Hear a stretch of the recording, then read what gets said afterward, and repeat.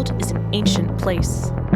Mysteries from the past echo through our own times, and forces beyond our comprehension send reverberations down to our very homes and streets.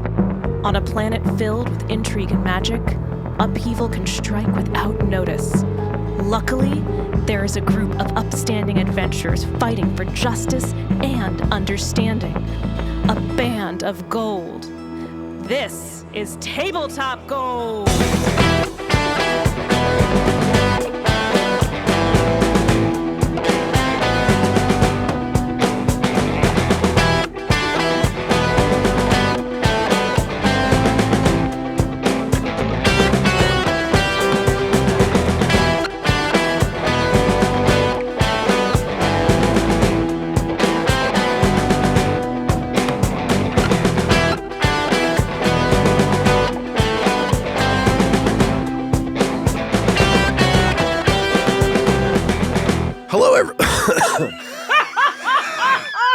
Nailed it.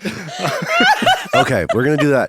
Hi, everybody. You're listening to Band of Gold. This show is called Band of Gold. The very first episode of this new show that we're doing. Woo! The very first thing that happened was I flamed my voice out. Sounded like a dying horse, I think is basically how that came out. Ah! And that's an auspicious start to a series if I ever heard one. Hi, everybody. My name is Lars Castine. I'm the host of at least of this episode and the GM at least of this episode. More on that later. Or this group of episodes, I mean. And I'm joined today by 3 players for a brand new adventure. We're going to get into the details in just a second. But those 3 players are Matt Humphreys. Hello. I'm so delighted to be here. I can't wait I'm to so play some delighted to more. have you. Yes. Robin Lang is also here. Hello! Yay, new game, new characters! Yay, new game, new characters. And Scott Hoffer, our friend Scott Hoffer is here. Hi, Scott. Hi, Lars. Hi, everybody. Hey, Scott! Yay! So Scott, people who know our programming have met you because you were on our 2 Fiasco series that we did. You were on both the Kindred Diamonds and Gleaming Acres, our Righteous Gemstones and Adventureland parodies or satires. Don't sue us, respectively. But people might not know you. So I want to take a moment before we even get into what the show is and explain what we're doing. I just want to give people a chance to get to meet Scott. Here's what I'm going to say about Scott. Scott is one of my favorite people in the world. I love Scott more than I love almost anybody else. I do have a family, but aside from that, I think Even them. Scott, Dang. even them. Dang. It is tight competition with the members of my family. Scott has been playing in our Sunday home Pathfinder game forever. Back when it was, you played when it was a D&D 4th edition game, even didn't you? Yeah. Am I crazy? You did, yeah. 200 years ago? 200 years ago. Dang. 4E. And I don't know, Scott. This is the problem when it's my notes are let's meet Scott. What an insane amount of pressure to put on you. Here's what I'll say. I know about Scott. No, that's not how you do this at all. You have to ask a question. No, I'm having a really good time. So Okay, that's good. Scott, how are you? Let's talk about just a generalized thing. This is February. It's the worst of the months. How are you fending with this horrific weather? We'll leave the rest of the world on the table, but how are you dealing with the physical strain of getting through this winter? How are you doing? It's been great because I'm in my 7th year of working from home and I hate socializing. So I've been inside for most of it. Man, after That's my good. own That's a heart. good And strategy. thanks to the internet, I barely have to go out to get food. Oh yeah. So things have been, it's been fine. I feel like I might need to get a light box because You should do a it. sad my lamp? doctor said. Can I show you my Yeah, light sad box? lamp. Lars' Can I show you my sad light lamp. box? You have one? Oh, that Oh looks yeah, really good. yeah. So I used to yeah. have this big halogen light, I guess, that was like a coil, glass coils that got Yeah. very, very hot and was very, very expensive. I had to pay $150 for it. This thing is $50-ish and is a a foot by foot and a half, basically panel that every morning during the winter, I just sit it right here on my desk, right in front of me, and I flip the switch. Do you want to see what it looks like? This is going to blow the camera up, but it's Okay, kind good. of funny. Dang. Oh. That's right. Right. Does it make you nauseous when you use it? It would. No, It would not do at that all. for Heard me, actually. That's why I can't do those. It's, That's absolutely something I go through. Does it It's have striking. one of those ionizer things that like changes the way the air smells? Do you know what I'm talking about? I do do know what know. you're talking about. This one does not have that. I used to have something. Oh, I have like an air purifier that has that on it. This is just an extremely powerful LED. That's like all this is. I feel like It's- that's also like culturally a Scandinavian thing too. Like they because especially in like Finland, the kids like have to spend so much time like gathered around a light box. They have exceptionally advanced ones because it's dark Yeah. the entire time. And seasonal affective disorder is one of those disorders that replicates itself in the genome because if you're depressed and staying inside all the time, you're just going to be having sex with each other constantly, and that makes more people who are depressed and inside That all sounds the time. terrible. It's Yeah, it's what awful. about the children? Yeah. So, Scott, So- where thinking of like amount of light geographically, roughly, where are you? If you are willing to share that information. Fortunately, I'm very close to Lars, Oh, but okay, I never so- go see him. You're up here? Okay, so you're- I'm in Brooklyn. Oh, Yeah, I'm in okay. Brooklyn. Yeah. So, as like any good older New Yorker, I don't take advantage of what the city has to offer. Yep. And I stay inside and do this. I mean, we took such little advantage of going anywhere but Astoria that we finally just moved to Westchester. That's a good idea. See, that's the kind of maturity that I'm hoping I will be able to develop. I actually at some like point. go outside. I at least go on to like my porch. I mean, that sounds great. If I went outside, I would just turn around and come right back. I mean, It's different in the there's city. too many people. It's too loud. Smelly. Well, where you are in Brooklyn is incredibly It's especially crowded and loud. busy. Oh, Like I geez. wouldn't go outside where you are either. And I do live under a bridge where the subway runs. I am a troll, and It is true. literally, and the subway runs over the bridge, so it is cacophonous. So yeah, I don't open the windows either for that reason. So no windows, no going outside, no socializing. So I'm it's I'm waiting really for close the to train Lars. to start. I'm waiting to hear the train in the background now. You will, but thanks to these quadruple pane windows. Oh, you did- which you the got city the- required. They put in. Oh, really? Because we were all losing our hearing. Oh no. That is such like I actually put a pair in my last apartment. I put a set of like double pane windows in. I lived on Flatbush Avenue in Brooklyn, which is very very loud, and we got that double pane thing. What an amazing superpower Yeah. that is! It is when incredible. you just replace a window and suddenly your apartment is quiet. I didn't know what to do with myself. I could talk on the phone all day if It's I wanted to without having to amazing. put it down when the subway went by. Good windows are magical. I think there's a joke in like millennial England, I think, of people talking about double glazing too much. Like you hit a certain age and you just start talking about windows. But the thing is, I'm turning 40 this year and I get it. We've had so many conversations about changing our windows in the last 6 Yeah. months. I think you're onto something. It's definitely something that becomes more important to me every single year. I agree. Yeah. Everything becomes, past 40, everything becomes about increasing your day-to-day comfort in your home and about nothing else. Not how you look, not who you meet. It's just, how can I optimize the feeling of sitting here in the same place every single day? Well Well, said. Speaking of sitting here in the same place every single day, we're about to record a game. Okay. Oh, thank God. I'm going to tell you what the deal is with this show. Okay, I'm going to give you the pitch for what this show is. So this show is Band of Gold. This is a production of Pathfinder Society organized play scenarios. If you're not familiar with these, Paizo puts these out like monthly. They're grouped into seasons. Each year there's a brand new season. And they're the organized play scenarios. They're like things that you can go into stores and play. They play them at conventions. It's a way of like very conveniently setting up pickup games for people who have maybe never played together to just have a nice little adventure. But in addition to that, all of the seasons have these like overarching meta plots. So if this goes well and we decide we want to do more of these, then gradually we'll be doing different adventures and unlocking, unfolding, unraveling that meta plot. Cool. But between the different scenarios, we're going to maybe rotate characters, maybe rotate players, maybe rotate GMs, maybe not.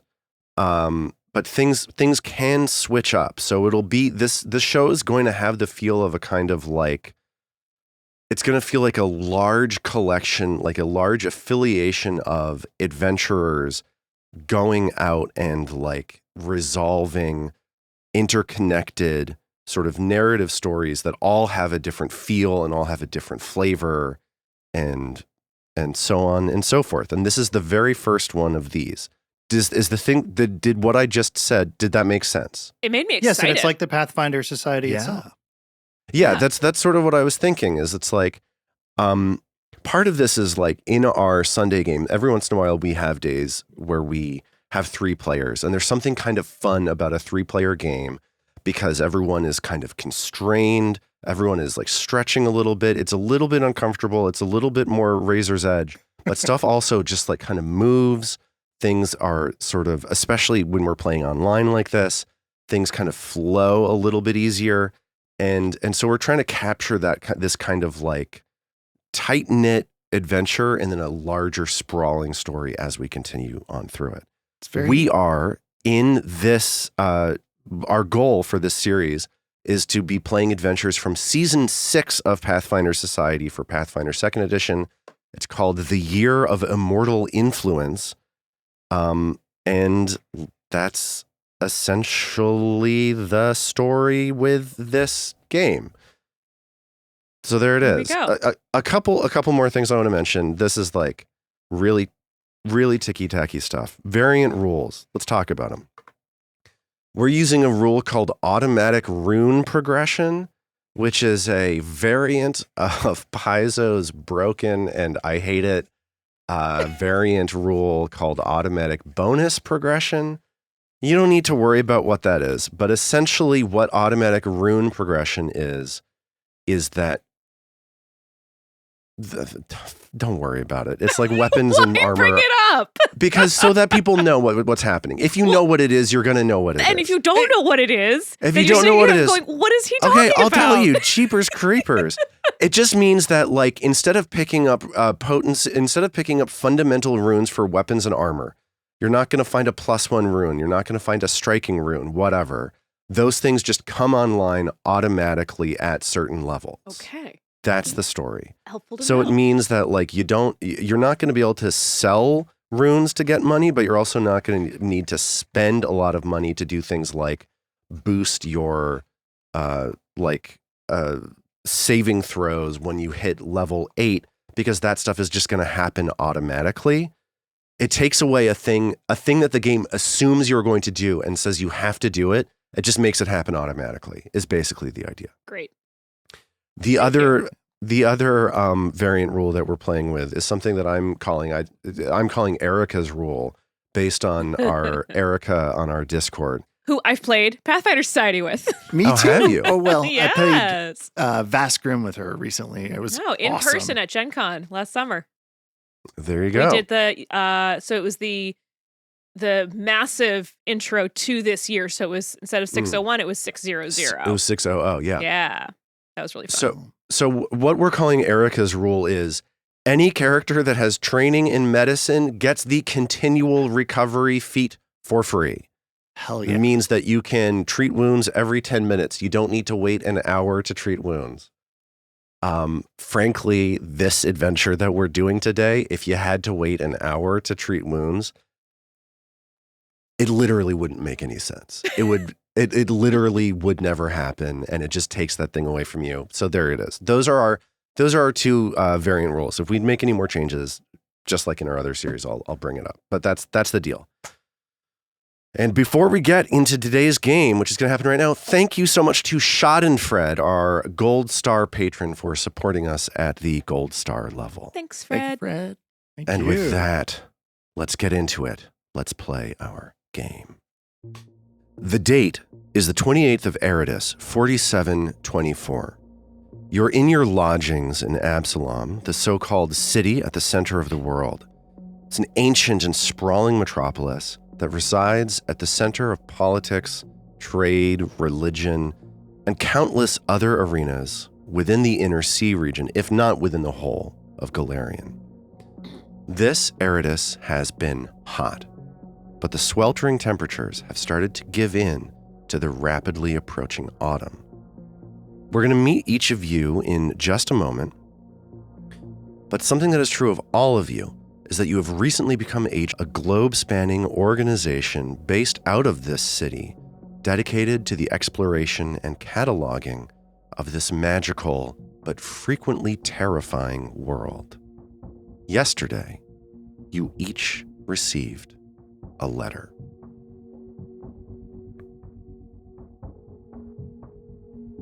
It was blank. My God.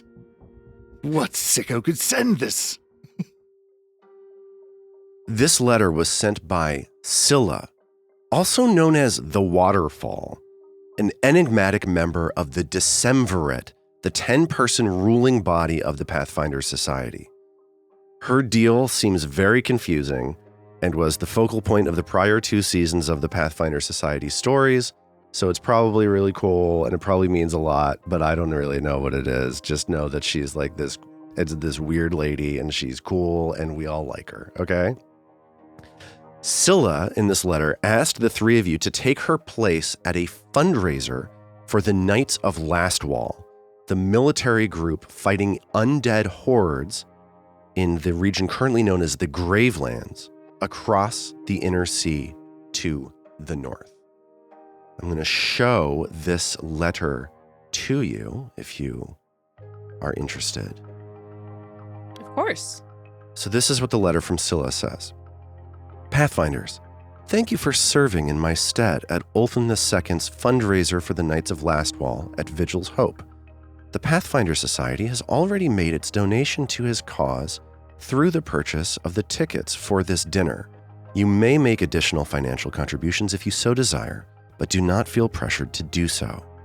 From my understanding, other members of Absalom's upper crust are in attendance as well, though the contingency seems to be heirs from well-established houses and the primary members of houses attempting to rise in status. Please attend and build a warm relationship with these representatives. My experience is that individuals only become more important over time, so treat everyone with respect. On a final note, at least one member of the Peace Builders will attend. This organization has been critical of the Pathfinder Society on both valid and invalid grounds. I recommend you avoid interacting with them. Don't escalate any conflicts, even if they attempt to antagonize you. You don't have to answer for every agent's misbehavior, and many of their larger concerns are best addressed by the Decemvirate and Venture Captain leadership. I hope you enjoy your evening. Please write back with any dietary restrictions or other accommodations needed to attend, so I may communicate them to Ulthan II and Lady Hesla Embersplitter. Get that name right so that you have it. The 2 hosts of this party are Ulthan II and Lady Hesla Embersplitter in advance. Of the Absalomian Ember Splitters? I don't know if you're Or the making a Atavanian. comment about a name that you actually know from Pathfinder lore. Like, I don't know if that's a joke or if you're being serious. I don't know either. No, I'm joking, or I was trying Okay. to. But they for may all I be- know, it's yeah, like- no, it sounds like it could. That actually might be the thing. Like, Agents of Edgewatch. I'm going to say this without spoiling it. I'll say it fully without spoiling it. There is a character with a last name that is a major character in that adventure that, like, I didn't know the entire time that we were playing through that adventure. Like, that last name is everywhere. Like, there's the character who is like the central character has the same last name as whatever. And I didn't know that stuff. One of the things I hope to get out of this series is maybe some more familiarity with Pathfinder lore. I do think that the Pathfinder Society stuff is kind of like a nice crash course in that stuff. Mm. And we're going to get into some of that today. So Yeah, I mean, when you're playing a long adventure, like we're doing in Roots of Ruin, you're not really getting any lore outside of that, and you're just in this long tale that's very focused on only things that are relevant to that tale. For Yeah. sure. This feels like a potpourri of Yes. important names. Yes. It's like the comic Yeah. book team up issue. You know, you get the big thread and all the various investigators and sandwich artists and ham flingers. What? Uh, What's happening? I'm good. Just What going. do you know like, about comics? I mean, you probably know a lot more about comics than I do. You haven't read the Sandwich Artists issues of... Oh man, early sandwich Dynamite artists. Mwah. Ooh, okay. Yeah. they kind of Ham lose it only. later on with the cruelty-free vegan patty arc. Okay, But, at least now I yeah, know that I'm you're British. just Yeah, no, shitting I'm me. just being insane and weird Okay. because it's funny. The way I like So it. I'm gonna recap thank what this God. letter said. So basically, this letter, Scylla has asked you to attend this gala and rub shoulders with the ambitious elites of upper crust society, and also to be wary of this group, the Peace Builders. This is an organization that takes strong issue with some of the Pathfinder's activities. So you should expect a chilly welcome from them, but you shouldn't allow yourself to be provoked by them. So you each independently set off towards Vigil's Hope. This is a well-known landmark in this city's precipice quarter. But before you arrive, we can make some checks to see what kind of background information you might have.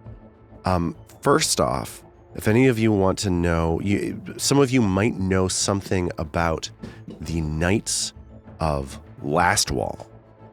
Would anybody like to make a check to see what it is that they might know about this group? Yeah. What kind of check am I going to make? We're looking for a society check or a warfare lore check. I'll try warfare lore, even And though I can do mine society for is once. atrocious. I too will societe. Okay. So these are all blind checks that I got. I got one from Robin. From Robin's unnamed character, since we named haven't any of introduced them any yet. characters yet. And then Armat's unnamed character. Armat, your unnamed character is familiar with the Knights of Lastwall enough to know that Ulthan II, the host of this party, is the former Watcher Lord of Vigil in Lastwall. Vigil is a town that was destroyed when the Whispering Tyrant broke from his prison in Gallowspire. The survivors of the attack on Vigil formed the Knights of Lastwall and seek to seal Tar-Baphon the Lich away once more. So Ulthan has relocated from Vigil here in Absalom So that's what this is a fundraiser? They're raising money, for To the build Knights an- of Lastwall an army? Okay. to help fund the army's ongoing assault against the undead Right. in the Gravelands. Is Tar-Baphon the Whispering Tyrant? Those names Mhm. the same thing? That's that guy. Okay. He's one of the major, villains of the setting. Another topic that I hope to learn more about as we play through these adventures. Or you could listen to Roots of Ruin, because Vadim. Oh, sorry. No. La, la, la, la, la, la, We're la. not spoiling stuff from other shows on this show. I'm sorry. We're I not have a doing bad it. habit of doing that because I'm an idiot. That show doesn't exist. Okay, cool. Okay. Never heard Sorry. of it. My bad. Roots of Ruin. You got the wrong guy, Copper. Okay. Roots of Um, Owen? I'm the Robert of Ruin. Scott, did you want to give me a warfare lore check? I did. Yeah. I didn't see it. Can you give it to me again? Oh, What? I see I'll that give he it to you privately again. rolled some dice. Yeah, it just didn't show up on my end. I I'll apologize. try Did my again. character not know anything? Your character does not know anything. Dang. Did my +2 warfare lore result in a Like, critical society lore's not success? bad. No, you. So neither Scott's character nor Robin's character have much of a sense about this. This is fun to do checks before we introduce characters. Yeah, This Knights is of something what that we wall? could have planned to do a different way, but we didn't. So that's fine. Okay, the next thing that you can do as you're on the way towards this place, towards Vigil's Hope, is you may know something about Absalom society since you're looking to engage in this like social gathering. So if you'd like to know what you know about that, you could potentially give me a diplomacy check to gather information, or you could give me either a genealogy lore or society check as a recall knowledge. Go ahead and do society again. Diplomacy. This character is not the same as my other character. Yeah, I'm like, my -1 will certainly be enough to critical fail while rolling a 17. Scott, did you give me a check that time? I did. Can you give it to me again? I keep being in other windows when you're giving me checks, and I keep missing them. I apologize. I hope that first check wasn't a critical success. Well, there's no way to know. It's It's Schrodinger's check at this point. So, so none of you have any great sense about Absalomian society. Because my 20 was ignored. That's why. This is not a particularly, we'll get into it, this is not a particularly charismatic group. No. We'll see how that plays out later. But yeah, rubbing shoulders with high society. None of us. We were the three you Don't all even have sent. courtly graces. So none of you seem to have much luck remembering much of anything or knowing much of anything about Absalomian society. And with that, you arrive at Vigil's Hope. Each of you gets 1 hero point, just so you know that we're going to be using hero points here. You approach the fundraiser at Vigil's Hope. This is a building in the Precipice Quarter. It's a section of the city that suffered an earthquake over 25 years ago.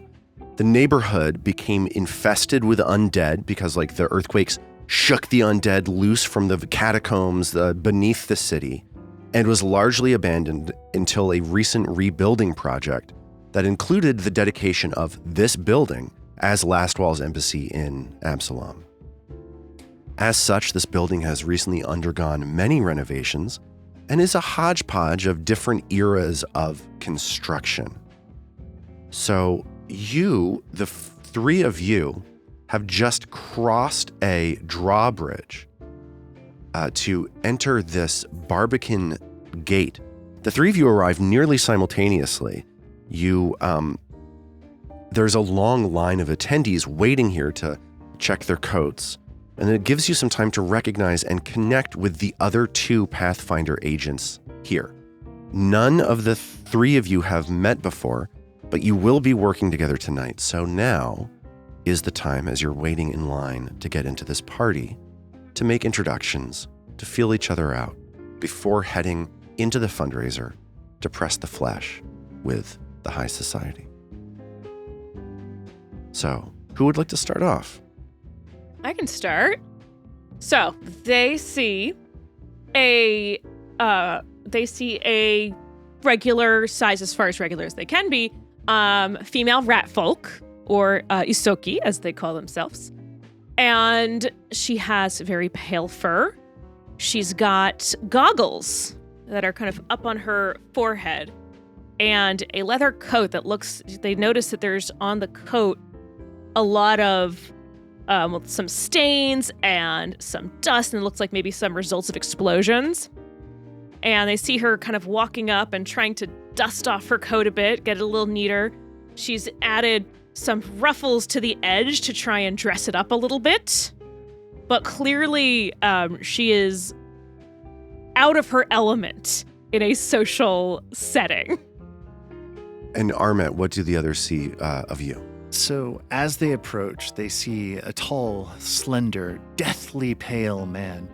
Imagine a sort of vampiric Paul Bettany, if you will. Reclining fashionably on a divan, his legs crossed at the knee, affecting a look of arch boredom.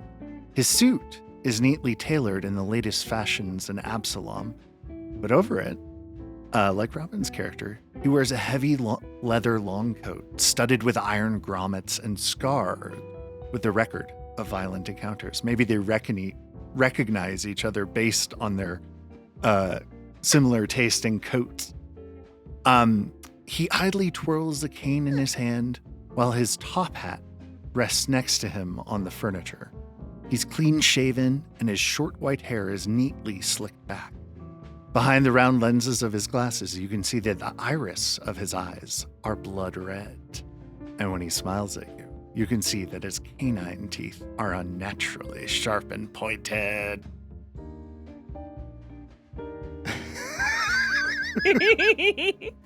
Not that you're excited about what's happening, Man. Armin. Oh, in no way, shape, or form.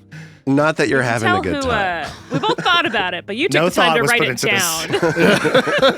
down. I may have prepared a few elements for tonight's performance. I have such a clear image of my character in my head, and I really wished I'd written something out like you did, though, to communicate it effectively enough. Honestly, Yeah, it was just we're- fun to I do. think you did a great We'll job. get to know her. I got Yeah, plenty you of did bits. do a great job, Robin.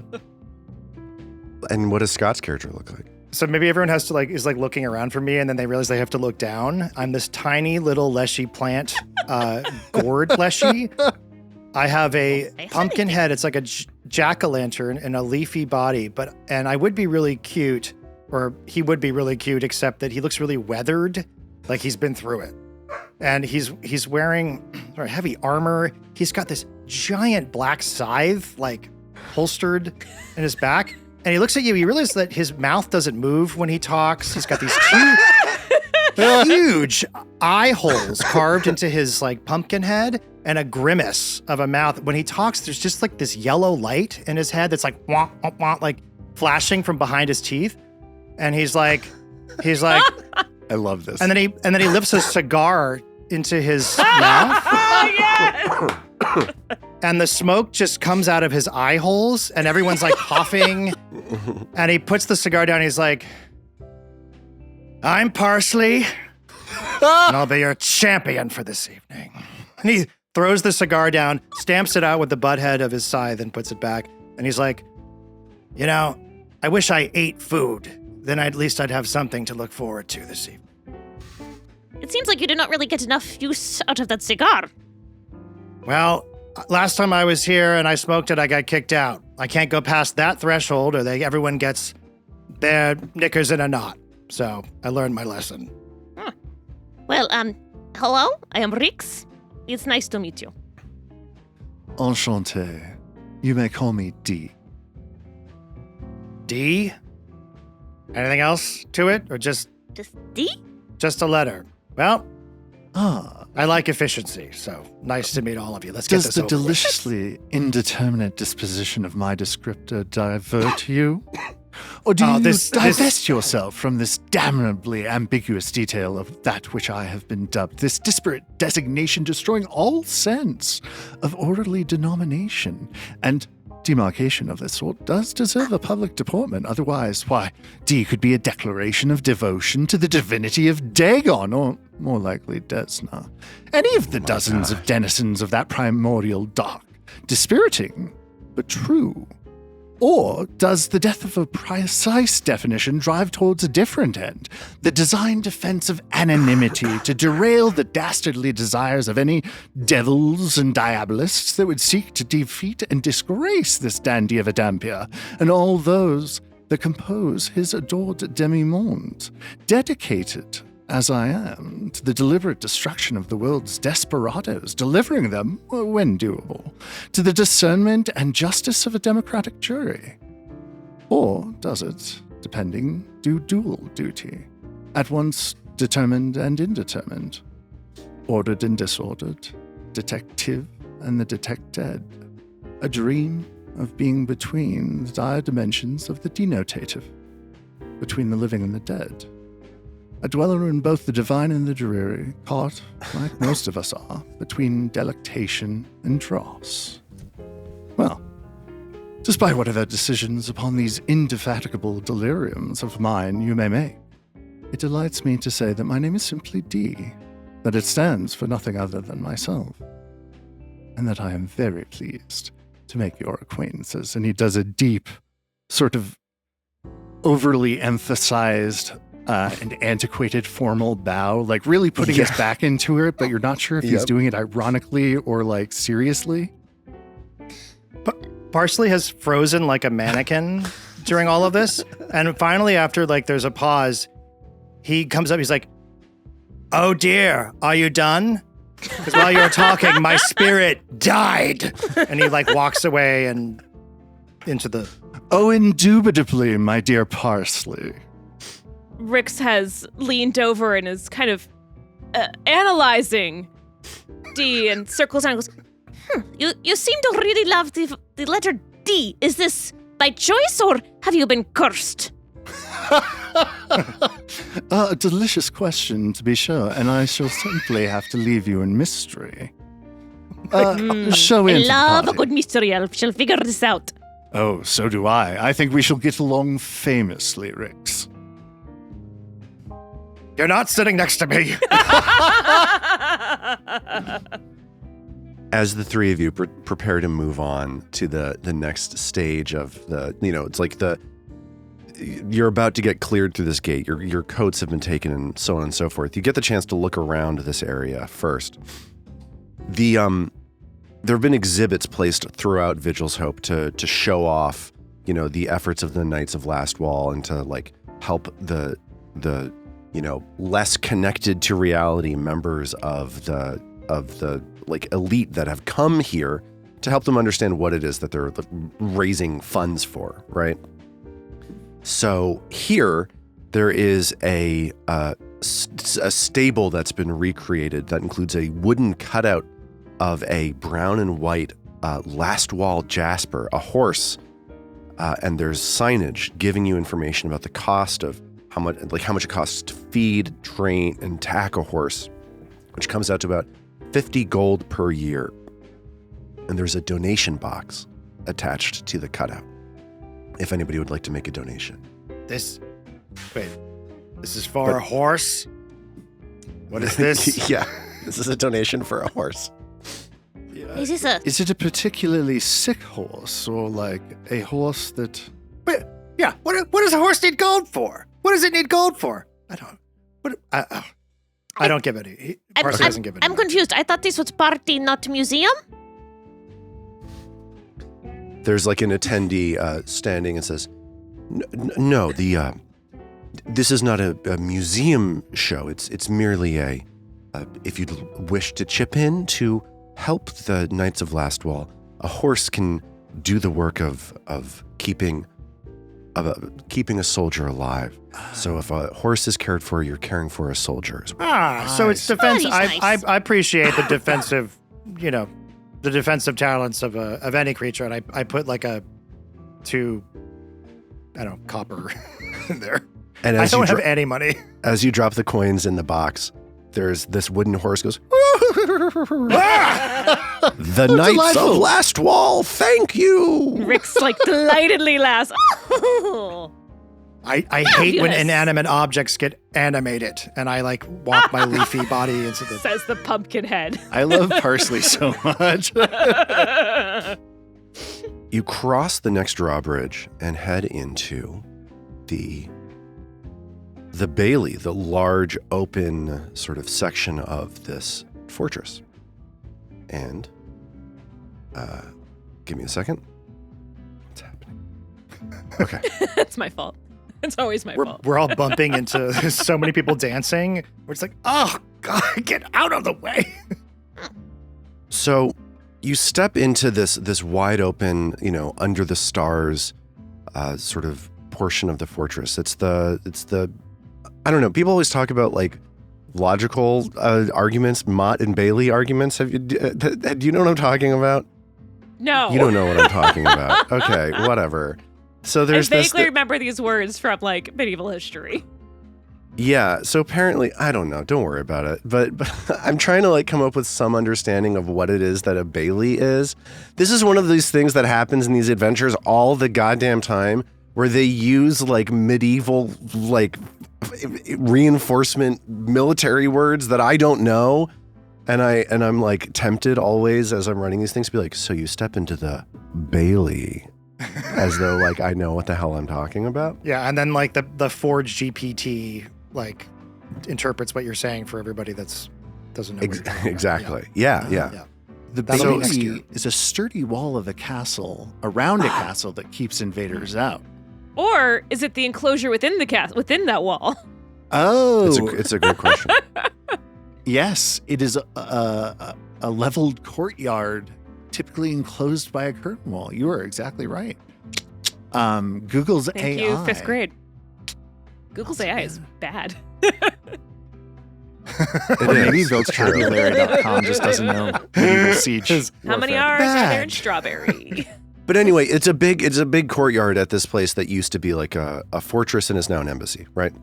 Yeah. This fundraiser is ongoing. Socialites from around the city are already there. There are tables that have been set up to facilitate this cocktail party. There's there's a stage here that is in front of a temple to Iomedae that is closed because it's currently undergoing renovations. The stage has various performers coming up and down throughout the course of the evening, like dancers, musicians, orators, that kind of thing. Many people are enjoying drinks and conversation and are enjoying these performances. There are placards surrounding this wide open portion of the keep that have the schedule for the evening. There's going to be a cocktail hour, then dinner, and then finally at the end of the festivities, there's going to be dessert. Parsley goes up to the board and is like, "Oh, my Shady, this evening is so long." And then he's like, "All right, where's the bar? Cocktail hour first." And he looks for Knights of the last wall. He can't remember the name. Yeah, talk so Parsley ambles up to the bar and has to wait a short time to get a drink, but eventually manages to get a nice. What kind of drink do you want to get? Water. I'm a plant. But he's mostly looking to. He's like, I got to get this over with. We got to socialize. We got to rub shoulders. Let's do this and get out of here. It's not my scene. So he's looking for like military types that he could relate to, like knights. He's looking for anyone like that he could, schmooze with comfortably. Rix walks up to the bar with Parsley, and as he gets his water, she asks for a glass of wine, and as she gets it, they notice that she goes into a pack on her belt and pulls out some strange-looking powders and liquids and puts them into her wine, kind of surreptitiously, and then puts them back and starts drinking it herself. And like the colors changed a little bit. Parsley's like, He's fine. He's good. He's all good. He's Dee has also perfected. sidled up and was like, "Oh, you are going to be fun, aren't you? No wine for me, please. I don't drink wine." Oh, no, I don't. No, there is no alcohol in here now. See? He's smart. Very well. "Oh, so we're all boring. We're all the worst." Well, we are Great. at work. You cannot I knew drink this would at be work. a fun group What's to wrong be with with. you? I've never tried flavored water. I've only tried literally it could kill me. Well, So I don't risk it. Dee is doing a But solid. is it delicious? I will remember that. Definitely. So it sounded like Parsley was looking around for military type people. Yeah, knights. The knights who were One person that stands out to you is this person standing right here, whom you recognize as Ulthin II. He's wearing a full set of armor. This is he's dressed in the full like Knights of Last Wall regalia. He's here largely as a fundraiser and an administrator now, but part of what he's doing tonight is he's wearing the uniform, he's wearing the armor to show off the clear and like present danger that everybody's facing in the war against Tar-Baphon and this grim battle that's happening essentially one nation away. You also notice standing next to him, I think you know enough to know that this is Lady Hesla Embersplitter. You can tell that she and Ulthin are the co-hosts of this event. She is shaking hands with people, moving from group to group, sort of smiling nicely, and circulating around the room. If there are any of these other people that we have tokens for here that you want to know about, let me know before we move on. I think Parsley probably slides up to Ulthen the second. What's his? Ulthen the second, yeah. And he's like, I can appreciate a man who brings a sword to a dance party. And trying to seem cool, Parsley dumps his water on his body. He doesn't drink. He just like, and he's like, "What are you having?" What am I having? His own body. Yeah. Yeah. Wait, are you what can I get you? Do you want me to drink the drink that you just poured onto yourself? No, that was for me. That's water. It's boring. That's all I can have. Look at me. I'm a plant. What about you? You look like a man who deserves a better drink than that. I'm fine. I can't be drinking tonight. It's, I'm working and, I have my hands full with all of these characters. And he motions around the room. Yeah. All of these characters without getting intoxicated at all. Well, you look like you're from the Pathfinder Society. I certainly am. Maybe not for long, given the companions I was paired with, but yeah, I can appreciate a man who brings a sword and a shield. I mean, look at these chatterboxes. I mean, you got to protect yourself around socializers like this. Am I right? And like, Parsley doesn't know what to say to this guy. He doesn't know anything about. He tried to do a knowledge recall about the history of it and didn't know anything. Ulthen's just yes, I should get moving on, I think. It's a shame that Scylla couldn't make it here herself, but I'm glad she sent such colorful replacements in her stead. Okay, so Parsley goes back to his companions and is like, it went great. I sealed the deal, whatever that was. He loves us. Let's go. Nice, good. Bravo, As he I said that, suppose. Rix then notices someone who looks like a minotaur. Yeah. And she heads over to them, walks over and says, Oh, hello. It's nice to see someone else who's not quite so, human. I am Rix. Nice to meet you. He turns to you. He says, yeah. Okay. Enough small talk, everybody. It's time for some duels. And this huge minotaur flexes his arms and just goes, blah! And like fills the room with this bellow. I guess this is the saying of bull in a china shop, but this is the china shop. Oh dear. and Rix backs away. Well, if any of you want to participate in these duels, let me tell you about Oh, yeah. Oh, D definitely will. Oh, for sure. And I want to get him killed right off the bat so I can roll a new character. So this It's been so long, Auntie. It's terrible. I did. So this Minotaur is like, I'm sorry, I just hate talking. I'm sick of all this goddamn conversation. Listen. Anyone who wins a series of duels gets to share a pint from a keg of Elven Lambic with me. Hold on. Oh, wow. What do these duels consist of? And lambic is not wine, if I understand correctly. Delightful. Lambic is nice. And he says, herbal. A framboise, maybe? a friendly duel, a gentleman's duel, a gentlewoman's duel, even. Just whoever can land the first strike wins and goes on to the next round of the fight.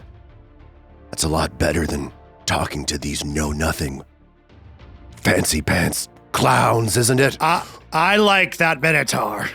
That's my kind of Minotaur right there. I have to Maybe agree my with new you, friend Parsley. Parsley is interested in this duel.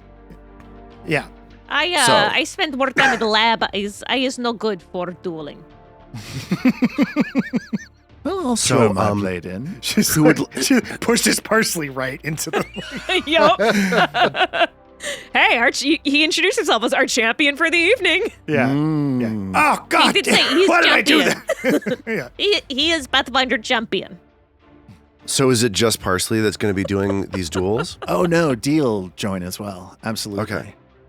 Rix pulls out a little notepad that she keeps in her pocket and starts like taking studious notes and drawing diagrams Okay. and like studying what's happening between these guys. So the two of you that are doing these duels, you square off against, D is squaring off against a sort of bleary-eyed, pasty-faced, inbred-looking Glass Joe.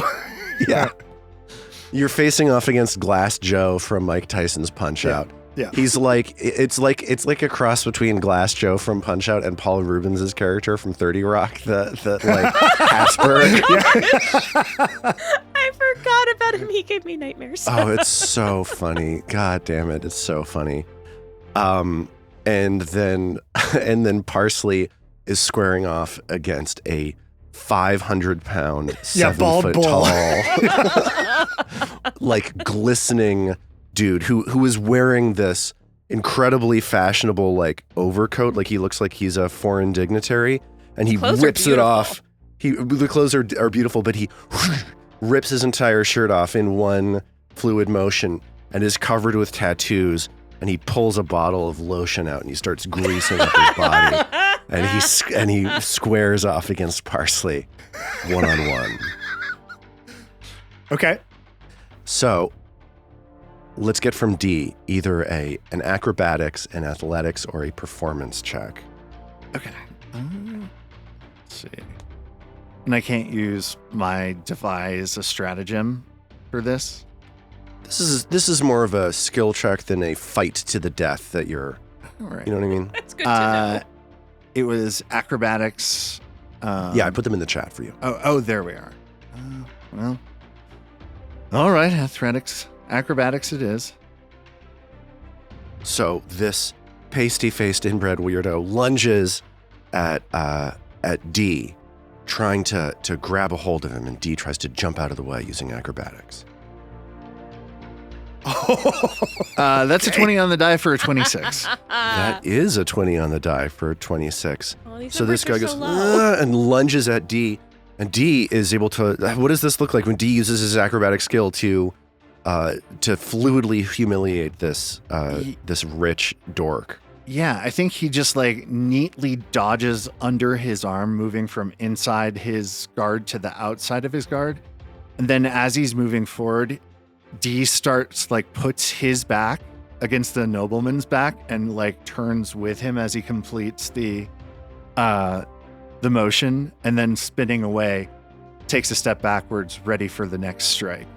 Parsley is astonished. He's like, "Damn, D, you are dexterous." Yeah, really one more impressed. thing my name could stand for, friend. Rick's writes a ton more notes really quickly. She's drawing perfect figurines. Yeah, go ahead. We get a locked off shot from the ground of this nobleman's face scraping across the gravel floor, and it slides to a stop like mere inches away from our viewpoint.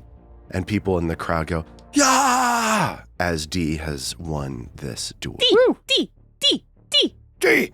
Attention turns to this large, lotioned monster of a man that's about to fight Parsley.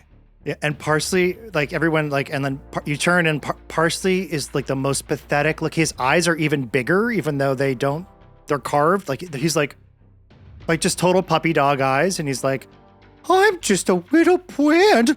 I don't know what I'm gonna." And then he's like, "You know what? Forget it. Just go to hell." And he does whatever he's gonna do too. So the same checks: acrobatics, Okay. athletics, or performance. Okay.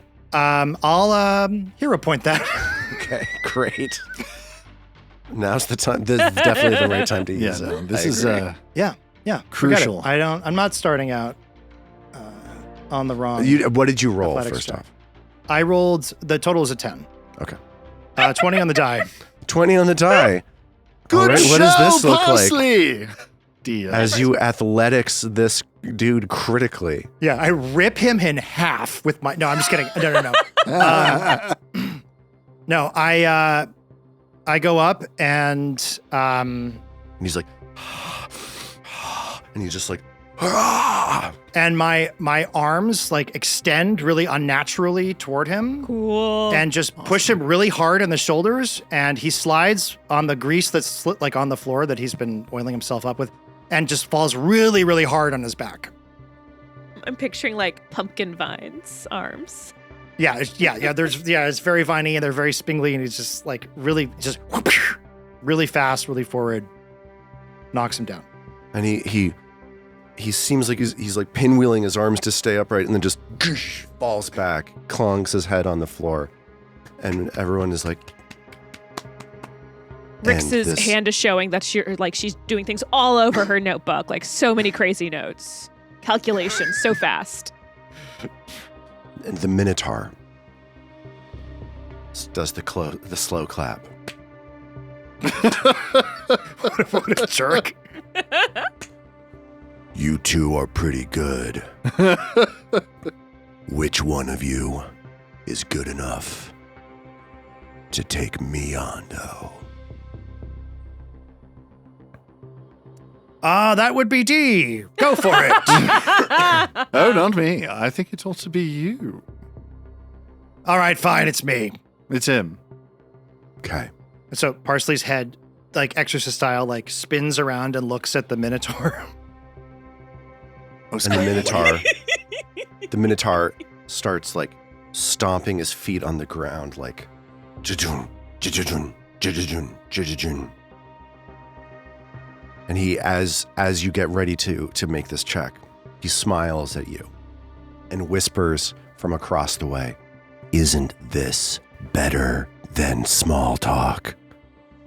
Isn't this awesome?" Parsley's like, "What'd you call me?"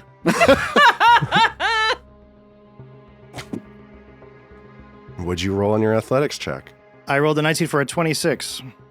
And he's like, "Well, I know I didn't mean to. That's not really." And what it is. Parsley That- just starts like spinning around his arm, his like helicopter like arms, and he just like takes the legs right out from the Minotaur, and the Minotaur does one of those like screwdriver spins and lands on his face.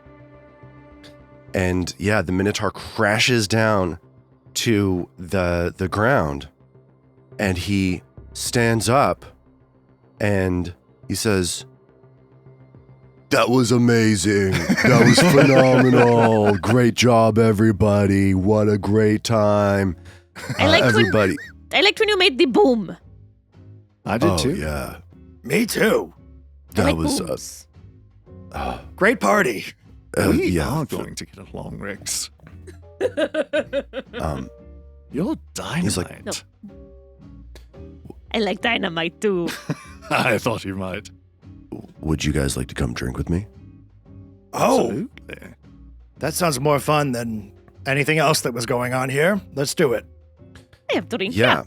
So he walks over to a table that he's been drinking at, and he picks up this huge keg and holds it on his shoulder and starts pouring the like flexing, like sweat dripping off of his arms, like making like weird eyebrow movements as he's pouring pints for all three of you from this keg, and then he slams it on the stone floor. Rix takes the one in front of her, and she puts some more powder into it, and then goes and switches it with the one in front of Parsley. It says, "It's good for you now." And Parsley looks at it, and he sees that it's water. Parsley's like, "Oh, all right, I owe you one." Parsley was really nervous about having to drink beer in front of the same I know, place. you don't want to insult him, but Yeah. also you don't want No, to die. I also don't want to die. So the Minotaur introduces himself. He says, "My name is Noir Spirit Skin. Oh, I'm glad to be sharing a drink with you. You know, these situations at parties like this, these politics, it's all this political stuff. I've been trying to make a connection with Ulfin there. There's a lot of challenges that come with governing a nation, you know." Yeah, Not but personally. he seemed like he seemed a little too busy for us. I put it that way. If anybody would like to make a society check to figure out what they know about about Noir Spirit Skin and the supposed leadership that he's claiming, you can Is go ahead and do that. Yep. Acceptable? Got that put in my society Yeah, check. give me a warfare. Thanks. I mean, he seems tough. but like straightforward and kind of lovely. Yeah. in his own way. You know where you stand with him. Okay. So Exactly. Rix and Parsley both strain their memories to see, to try to like connect the dots. There's something that seems off about this like vague way that he's saying like the shared challenges of governing nations. It's hard. This is one And- of those peace builders or something we're not supposed to be know. talking to. Give me a perception check to see if you can see any sign that Okay. this guy's a peace builder. I really look. I was trying to remember the way he fell when I knocked him down twice or once. So yeah, Parsley takes a close look. He doesn't get a sense that there's anything that suggests that this person has anything. Like you don't see any strange insignia. You don't see any indication on his body. So you don't see any sign that this guy is part of the peace builders. But good on you for remembering that that's a thing you're supposed to be doing. So I'm going to give you a hero point. First hero point.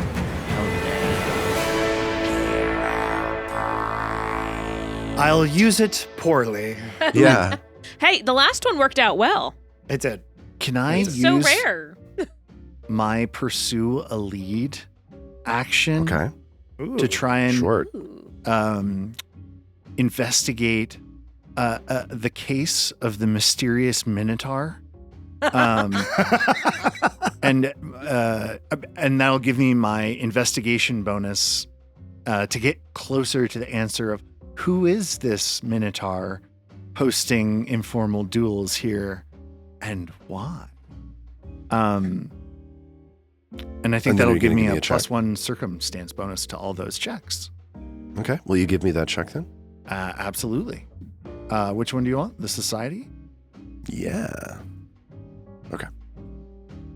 So D sets up and takes this seriously, and this is now his new case. He has no idea what's going on, though, unfortunately. Parsley, on the other hand, realizes from his understanding of the world and of politics and so on, that this guy, that Noir Spiritskin, has not been elected or otherwise appointed as a leader of Minotaurs. He's carrying himself like he is, but he's, he's just like some guy. He's just pretending to be a big shot, and he's not. Poser.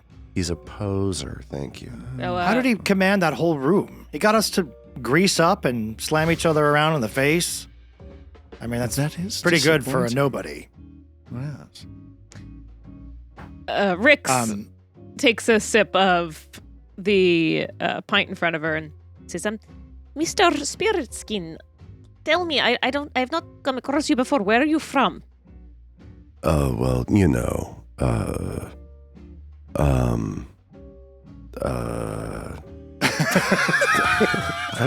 Robin, I don't know. I'm from around. I'm from a lot of places. Here, there, everywhere. Oh, you hear it sometimes, yes. I can identify. Have you been here in Absalom long? Yeah, I've lived here my whole life, man. I don't know what to tell you. Oh, right. Yeah, no. Yeah, no, I'm from Eastgate, man. I don't know. So, Sus. why are you here at tonight's event this evening? I mean, we're here representing the Pathfinder Society. Yeah, you're here to badmouth you- Othar. What else? Well, my parents, my parents know Ulfin, and they said that I could come to this party, and I really wanted to. And I he just wanted to hang slams out. his hand down on the table and says, I have solved the case of the mysterious Minotaur. Everybody in the room turns around. Oh, sorry. No, go back to your drinks. Don't worry too Yeah. much about little old me. Rix puts her beer down and slowly, quietly just leaves the table like, This is a waste of my time. Who is this? Parsley drinks that water that Rex gave him and is like, this is really good. This is real. Rex, and he's like, starts like running after her. So as you disperse into the, as like Rix leaves and starts moving around, you nearly run straight into another woman. It's actually literally the woman that you just put your token next to. Perfect. That's who I wanted her to go talk to. So yeah, you nearly slam straight into this woman. She is well-dressed, wearing, formal gloves and a sort of gossamer kind of dress situation. She is acting like kind of out of control, though. She's running around, like ducking under tables, pushing plants around, like looking under a thing, walking past somebody, looking around them, and it's because she's like walking with her head turned sideways, looking under one of these tables, that she runs, slams straight into Rix. Oh, but hello. Are you playing game? Oh, no, it's not a game. I'm sorry. Gloam's gone missing. I'm so afraid someone is going to step on him. I'm sorry, who? Gloam. I've only had him a month. It took me so much time to have the appropriate permits in place to import him. What is Gloam? Have you seen him? Have you seen my dear Gloam? Maybe. What is Gloam? What is Gloam? Oh, I'm sorry. Gloam he's my pet Kyalini. Have you seen him? Have you seen a Kyalini anywhere? Does Rix know what a Kyalini is? If you would like to know if you know what a Kyalini is, go ahead and give me this occultism check I just put in the chat. Does anybody else want to make the check? I can try. Because Rix does not know. Dee will be listening in. Okay, so Rix knows that a Kyalini is sort of like a miniature cow. It's like a cow that's about a foot tall, that is spotted. It's like white and black spots all over its body. And it's something that comes from the harbor district of Absalom. Parsley knows that a Kyalini is kind of like a snake that can turn itself inside out. And I have a -1 occultism. And so the two of you are convinced about what a Kyalini is. I'm like, look, I know exactly what you're talking about. I'm the right height to look under tables. And I don't believe any of them. I know exactly what this is. I can find it for you without even bending down. Watch this, because I'm so small. Watch. Do you know anything? Give me a check, man. I did. He did. Nah, brother. It's there. It's in our chat. We see it. Yeah, I see it. I can't see what the check is because it's secret, but Yeah, I can't either, but Taka Shaka Yellow privately rolled some dice. Or you keep leaving and coming back to the... Well, I'm reloading the thing because I'm missing all of these checks from it's like from Armin. makes you're only getting 2 out of 3 checks each time. Is there... Okay, I reloaded and I got it. It was okay. it was a client side thing on my side. I thought you were just lying to me. It's like we've all seen it the whole time. Like, why is Lars not seeing these?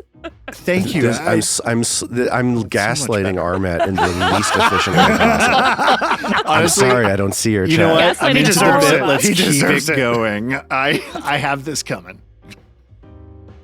So does Dee know anything? Yeah, Dee has a pretty good sense of what a Kyalini is, for sure. Parsley is looking for a snake. He's like looking down on the ground, 100% sure. Rix is walking around making a kind of a bell sound with one of her vials. It's going, Oh, that's a good idea. Moo. So, Moo. That's amazing.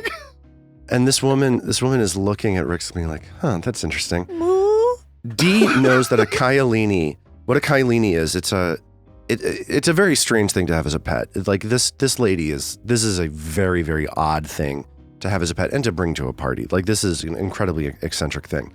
Kyalini are like shy, weird little shadow creatures that come to the universe from the netherworld. They're like imported from another plane. And when they become scared, Dee knows, they tend to hide in closets or other compact areas. Like my gourd, which is empty. I'm like, No, we'll let never me find it let me now. just check And you your see this gourd like real stuff quick. coming out of my eyes. yeah, it lights up when you speak. So Yeah. I'm like, well, can't see it anywhere. So if any of you would like to try to search for Gloam, the Kyalini. You can give me one of these checks. Armet is going to get a +1 bonus to this check because he has a clear mental image of what this thing is. Rix is just walking around going moo. And as you're looking, she's falling around behind you, and she's like, I'm so excited to have a Kyalini. Gloam, we've just met each other, but they're supposed to be excellent familiars. And I was hoping that I could form a bond with Gloam before I start taking magic classes, because maybe Gloam and I could could explore the world of magic. My husband has been saying that I need to find something to do outside of the home. So this is my new project. Magic, This is dark, lady. You don't need magic. Magic is blech. Get into plants. Get into herbs. Get into I couldn't potions. agree more. Much more interesting. She says, Parsley, I were don't you know. just hitting on her? Get into plants? Immaterial, sorry. Didn't mean to cause a stir.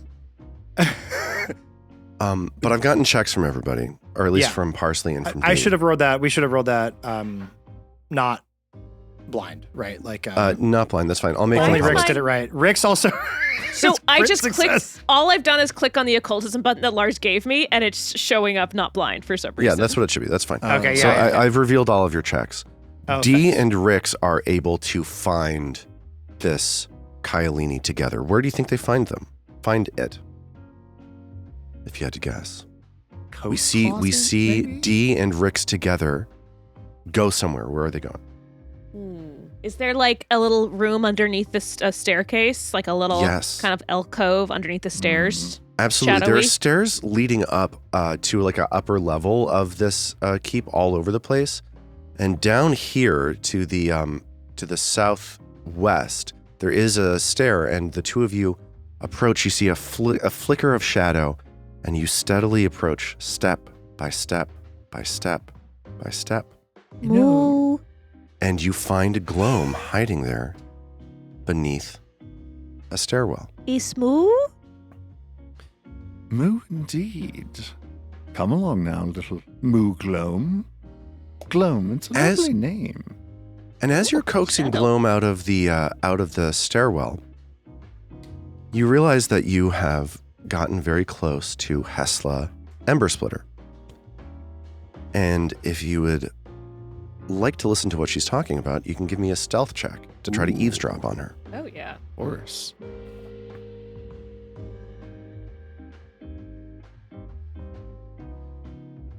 Did you give me a roll, Armat?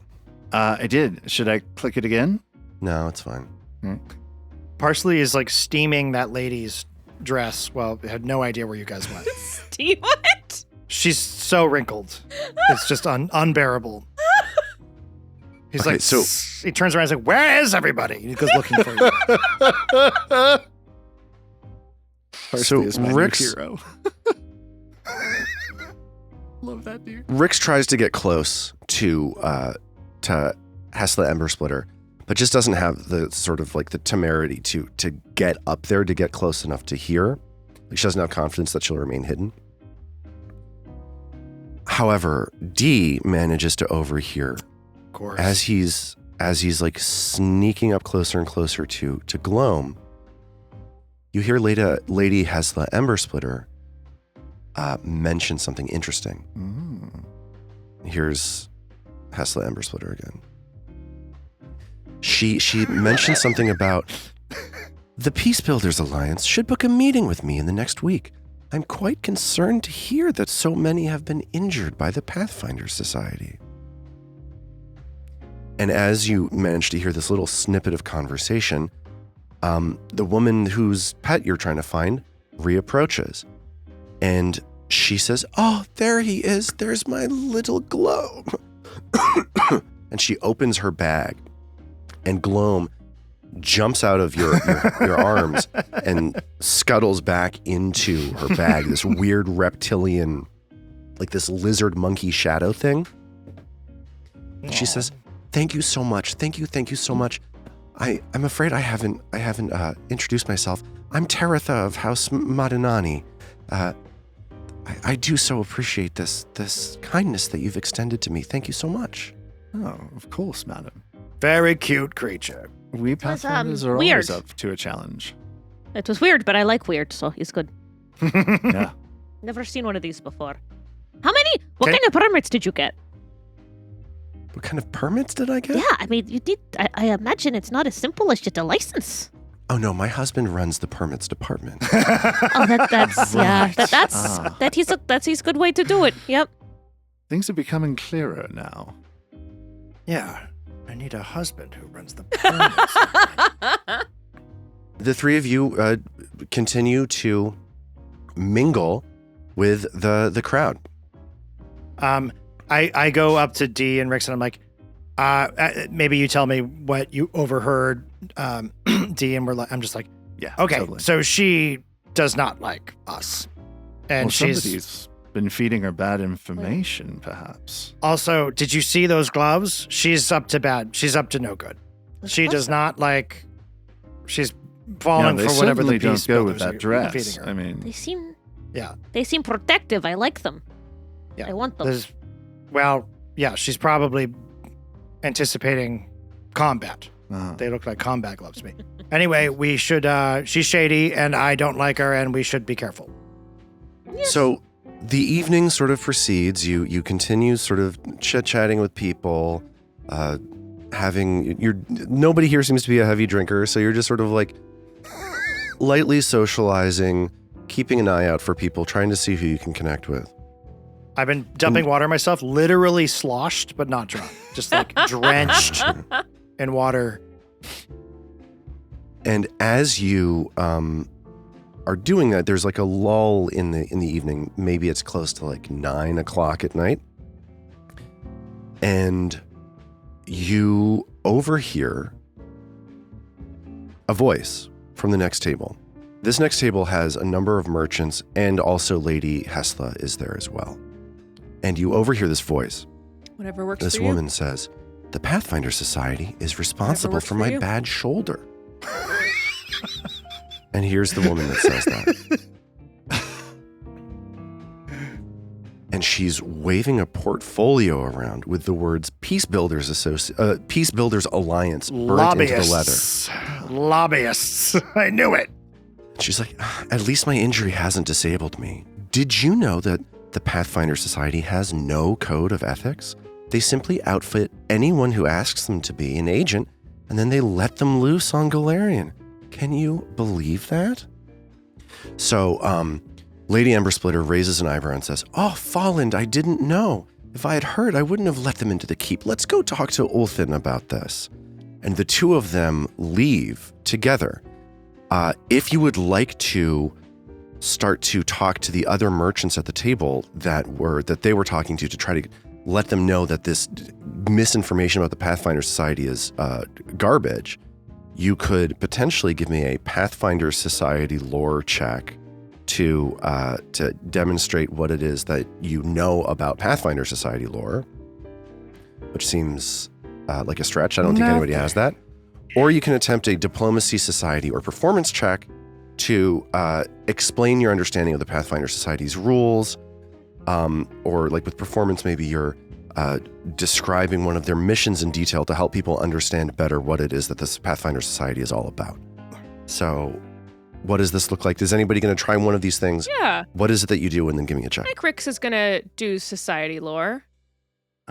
Dee will also do society. And what does this look like? Like, what are you doing? Tell me, paint a scene for me. Rix is the person she's sitting next to. She goes, Oh, this is such a complicated situation, but Pathfinder, we are all about just collecting information and exploring. We do not harm people. This is bad news. Yes, it's completely false. These allegations that just anyone could be a Pathfinder. It's absurd. Only the qualified adventurers are allowed in. And the other merchants are like, that does sort of make sense. Like, I never really heard that about the Pathfinder Society before. I'm not sure where that all came from. They're like, Pathfinder Society always seemed kind of cool to me.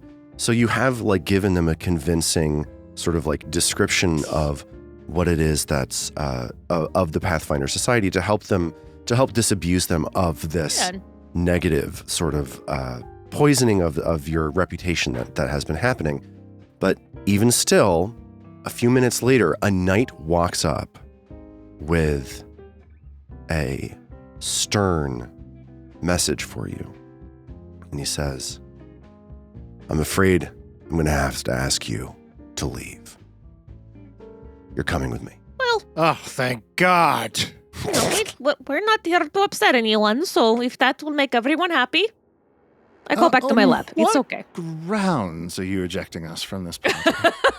Right. So D is feels able very to try to make, he's able to make a convincing argument. You can give me a society or a diplomacy check. Because you so convincingly explain the situation to these merchants, you're going to get a bonus to that check. Oh, Nice. hey, nice. I'm going to try society. Do you want it blind? No, just click it. Ooh. 15. What'd you get? 15. Okay. Oh, it's 16, right? So- It's plus 1. Success. 16. No, that's reflected in there. Oh. So, yeah, the knights are like, can you say what it is that you said again, Armat, for me, please? On what grounds are you ejecting us? We've been nothing but charming this entire evening. We've accosted no one. We've eaten politely. I admittedly raised my voice once when I had solved an important mystery, the case of the mysterious Minotaur. You may have heard of it, but I haven't. It's because of your connection with the Pathfinder Society. We're going to have to ask you to leave. yeah, our connection to the biggest adventuring society in the world of Galarian is a problem? Have you been listening to, or have your bosses been getting false information from the Peace Builders Society? Not an organization with a track record quite as long as ours, is it? And one of these merchants stands up to come to Dee's aid, and she's like, yeah, that's absolutely true. They haven't done anything wrong. You can't kick them out. And the knight looks at this woman, looks at Dee, and says, okay, you're right. I'm sorry. It must have been some confusion. We are delightful. Oh, no. Yeah, you're fine, good man. But is there any way we can help, perhaps, correct the misapprehension? The knight says, no, we'll work this out. It's fine. I understand. I'm sorry to bother you. You're free to stay. No. I'm sorry I came after you. I've worked in the guard myself. I used to be in the Lotus Guard, so I understand how it goes. And the other merchants around the table are like, oh, that's very interesting.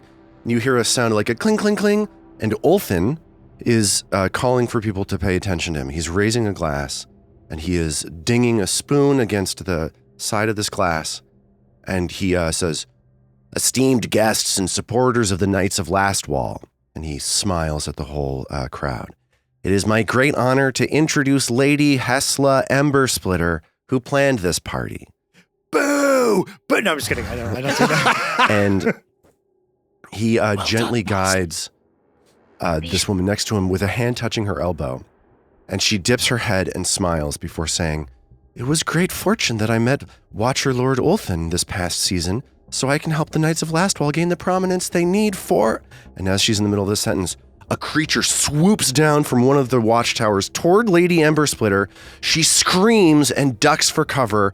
A voice from the crowd yells, Demons! The donors rush towards covered awnings while Olthin draws his sword. And we'll pick up from there next time. Yeah! Oh! I want to fight a demon!